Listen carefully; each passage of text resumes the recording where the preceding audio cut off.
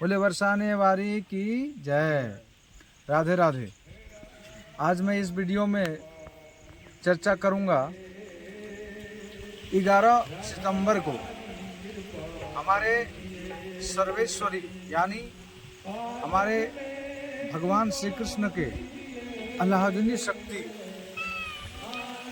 श्री राधा अष्टमी के नाम से ये व्रत होगी 11 सितंबर को, यानी राधा अष्टमी है। और राधा अष्टमी व्रत को ठीक उसी तरह करना है जिस प्रकार हम लोग गोविंद का व्रत किए थे, उत्सव किए थे, यानी कृष्ण जन्माष्टमी जिस प्रकार हम लोग मनाए थे, उसी प्रकार राधा सर्वेश्वरी का व्रत करनी चाहिए। भगवान श्री कृष्ण का साक्षात आह्लादनीय शक्ति है। हमारे गोविंद, हमारे कन्हैया शक्तिमान है और राधा रानी शक्ति है। तो जब तक हम लोग राधा सर्वेश्वरी को नहीं मना लेती तब तक हमारे कृष्ण प्रसन्न हम पे नहीं होगा, अधूरा हो जाएगा। इसीलिए जो 11 सितंबर को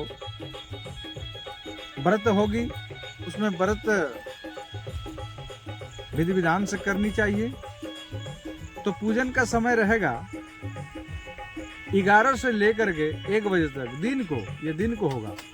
हमारे नंद नंदन श्याम सुंदर कृष्ण कन्हैया का जो रात्रि के 12 बजे में होते हैं, राधा रानी का व्रत दिन को होगी। और इसमें आप अगर सामर्थ्यवान हो तो कम से कम पूजन तक, जैसे कि 1 बजे तक पूजन का समय है, तो 12-1 बजे तक पूजन करने के बाद आप चरणामृत पान करेंगे। चरणामृत पान करेंगे। पान करने के बाद उस दिन हमको फलाहार रहना चाहिए हम सबको, क्योंकि राधा ये व्रत आप लोग, ये राधा केवल आप एक स्त्री के रूप में मत देखिए, ये भगवान श्री कृष्ण का शक्ति है। वही शक्ति एक दिव्य रूप, सुंदर स्वरूप लेकर के आई और भगवान श्री कृष्ण का शक्ति ही आई। एक बड़ा मार्मिक कथा है। ये कथा को आपको मैं संक्षेप में सुनाऊंगा।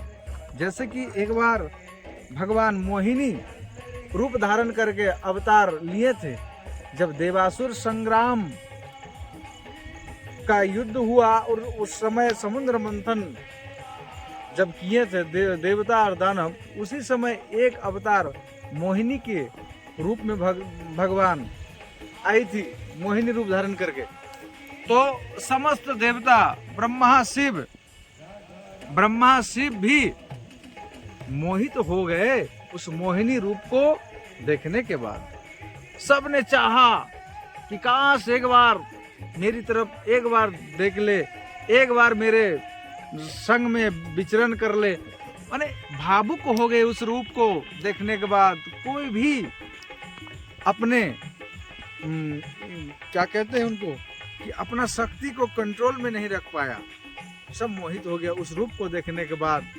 लेकिन उसी देवताओं के जो समागम में एक देवता था, उन्होंने भावना उनके अंदर जागृत हुआ कि काश ऐसा मेरा पुत्री हो जाती तो कितना बढ़िया होता। और वो देवता था सूर्यदेव। तो भगवान मोहिनी जान गई और सूर्यदेव मोहिनी भगवान किए कि हे प्रभु, मैं तो आपका लीला को समझ गया कि आप इतने दिव्य लीला करने के लिए यहाँ पर आए हैं आप। तो इस रूप को देखने के बाद हमारा कोई किसी प्रकार की मन में भावना नहीं रही।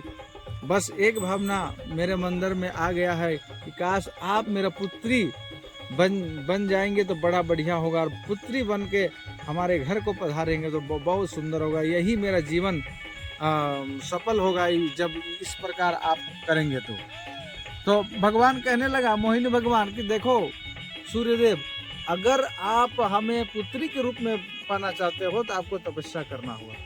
तो बहुत दिन तक तपस्या किए सूर्यदेव। ऐसा लंबा कथा है, संक्षेप में है कि वही तपस्या करने के बाद बरसाने में वृषभानु के रूप में जन्म हुआ वहाँ बरसाने में, और वही सर्वेश्वरी राधा रानी के रूप में वृषभानु नंदनी बन के आई। और भगवान मोहिनी कहा था कि देखो ये जो रूप को, ये जो मोहिनी रूप को देखने के बाद समस्त देवता मोहित हो गए, या पूरा विश्व ब्रह्मांड मोहित हो गए। तो मैं वचन देता हूँ कि ये मोहिनी भी उस सर्वेश्वरी का, आपका पुत्री जो होंगे, आपका पुत्री जो होंगे, वो पुत्री ये जो मोहिनी रूप को देखने के बाद जो लोग मोहित हुआ, लेकिन ऐसा समय में ये रूप भी उस रूप को देखने के बाद मोहित हो जाएंगे। और मोहिनी रूप को देखने के बाद तो सबके हृदय में काम भावना प्रकट हो गए थे, लेकिन श्री सर्वेश्वरी राधा रानी का जो रूप माधुर्य जो प्रकट होगी वो निष्काम होगी। राधा रानी को दर्शन करेगी तो पाप नष्ट हो जाएगी। राधा रानी को देखने के बाद किसी प्रकार की मन में बुरा भावना नहीं आएंगी। ये होगा राधा रानी की दिव्य सुंदर रूप।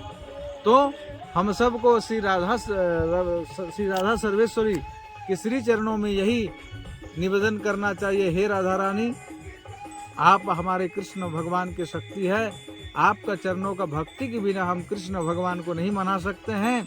हे मेरे स्वामिनी, आप हम पे कृपा करें। तो सभी को व्रत करना चाहिए। मेरे साथ बोलिए, राधा मेरे स्वामिनी, राधे जू को मैं दास, जन्म जन्म मोहि दीजो श्री चरणन के बास। बोले राधा रानी सरकार की जय। राधे राधे।